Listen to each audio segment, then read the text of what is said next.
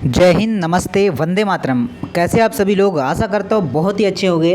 तो चलिएगा, आज ये ट्रिक वाला वीडियो कौन सा है, तो आज मैं आपको कुछ उपकरण बताऊंगा, उनके जो है कार्य बताऊंगा और जो है गाइस आपको बताऊंगा कि क्या उपकरण होते हैं। काफ़ी चीज़ें जानकारी मैं आपको बताऊंगा इस 10 से 15 मिनट के वीडियो में। तो चलिएगा, ये हमारी संघर्ष वाली क्लास है।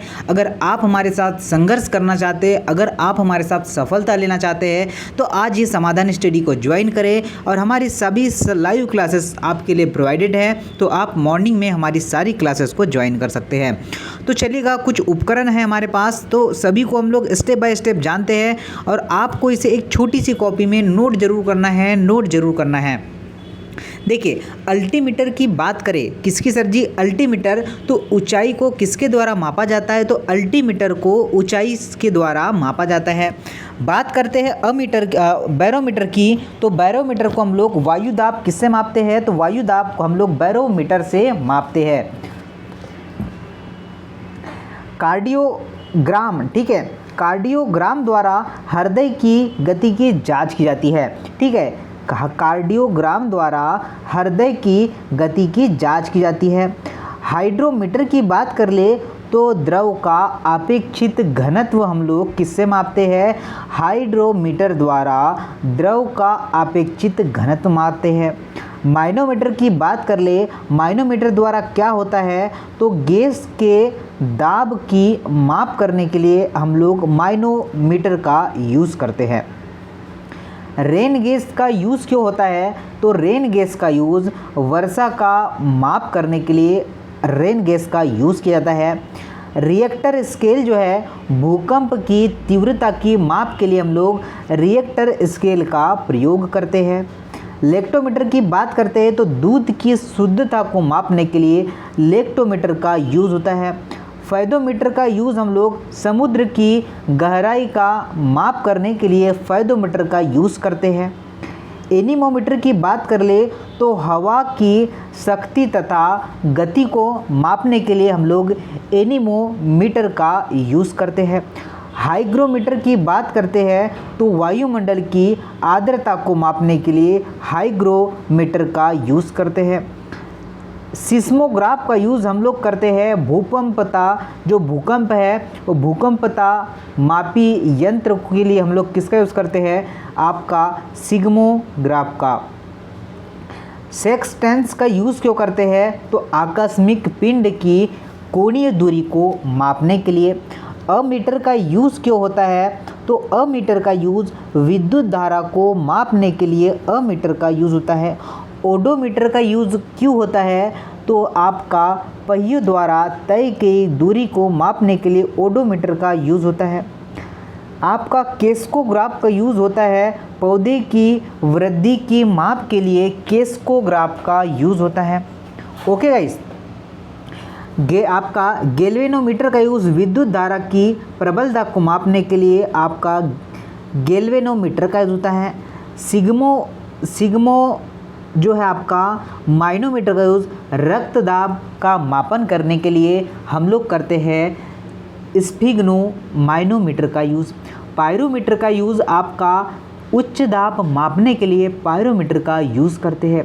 अपनी एक कॉपी बनाइए गाइस, उसे हम लोग डेली रिवीजन करते रहिए। ये काफ़ी जितना आप लोग पढ़ते हैं ना, वो सारा का सारा आपका इस थ्योरी वाली इस 10 से 15 मिनट वाली क्लास में रिवीजन हो जाएगा। पायरोमीटर उच्च ताप का माप करने के लिए। हाइड्रोफोन आपका पानी में ध्वनि की माप के लिए। आगे देखिएगा, हाइड्रोफोन आपका टोकोमीटर का यूज़ वायु तथा मोटर वोटों की गति मापने के लिए। थर्मोस्टेट का यूज़ तापमान को नियंत्रित करने के लिए हम लोग थर्मोस्टेट का यूज़ करते हैं। गायरोस्कोप का यूज़ क्यों होता है? तो आपका घूमती हुई वायु की गति की माप के लिए गायरोस्कोप का यूज़ होता है। स्टेथोस्कोप का यूज़ क्यों होता है? तो स्टेथोस्कोप का यूज़ हम लोग हृदय और फेफड़ों की गति सुनने के लिए स्टेथोस्कोप का यूज़ करते हैं। बात करते हैं हम लोग डायलिसिस का यूज़। ठीक है, डायलिसिस का यूज़ क्यों होता है? तो गुर्दे खराब होने की अवस्था में रक्त के शोधन के लिए आपको बोला जाता है कि डायलिसिस की प्रोसेस आपको अब करवाना पड़ेगा। रेडिएटर का यूज़ जो है वाहनों के इंजन को ठंडा करने के लिए करते हैं। जाइलोफोन का यूज़, ठीक है सर, किसका? जाइलोफोन का यूज़ ध्वनि उत्पन्न करने में करते हैं। आपका पिपेट द्रव की निश्चित मात्रा मापने के लिए हम लोग किसका यूज़ करते हैं? पिपेट का यूज़ करते हैं। आपका पेसमेकर, हृदय स्पंदन के लिए हम लोग पेसमेकर का यूज़ करते हैं। आगे देखिएगा आपका क्रोमोमीटर, तो यह जो होगा आपका जलयानों पर समय का सही पता लगाने के लिए क्रोमोमीटर का यूज़ करते हैं। साइट्रोटाइन कृत्रिम मौसम का नियंत्रण करने के लिए यूज़ होता है। आपका पाइकोमीटर जो है दूर की वस्तु के माप के लिए हम लोग पाइकोमीटर का यूज़ करते हैं। बात करते आगे, देखिए आपका स्ट्रोबोस्कोप जो है आपका आवृत्ति गति कर रही वस्तुओं का वेग मापने के लिए होता है। आगे देखिए सर,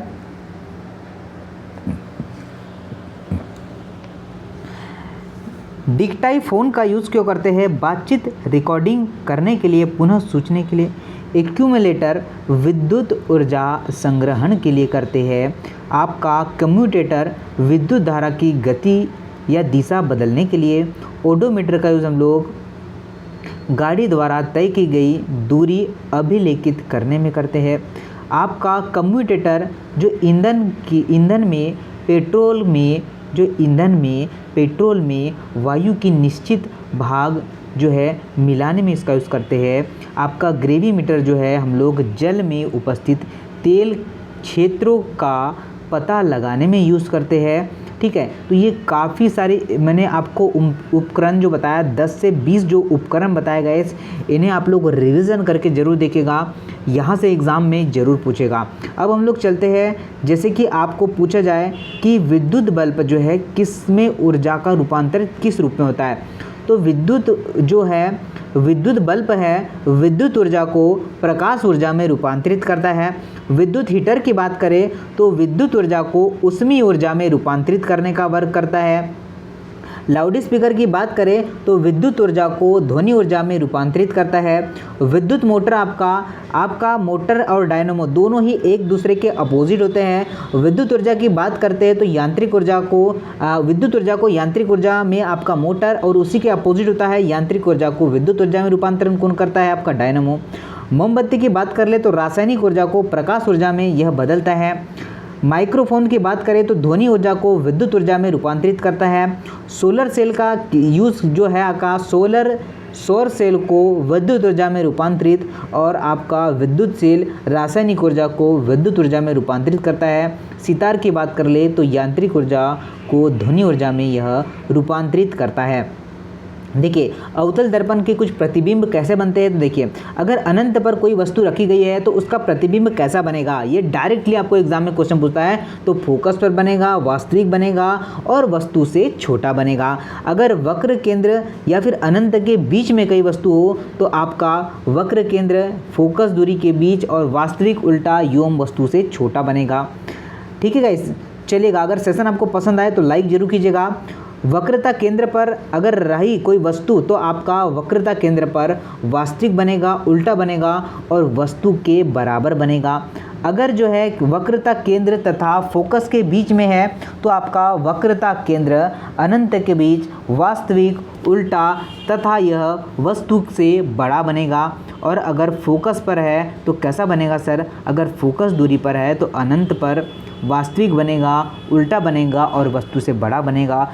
फोकस तथा आपका ध्रुव के बीच है तो कैसा बनेगा? दर्पण के पीछे बनेगा, काल्पनिक बनेगा, सीधा तथा जो है वस्तु से छोटा बनेगा। ओके,